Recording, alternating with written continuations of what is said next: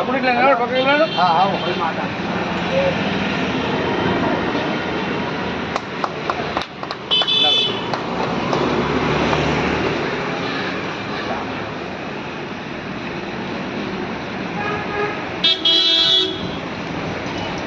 మాట్లాడరా మాట్లాడరా రాజంపేటకి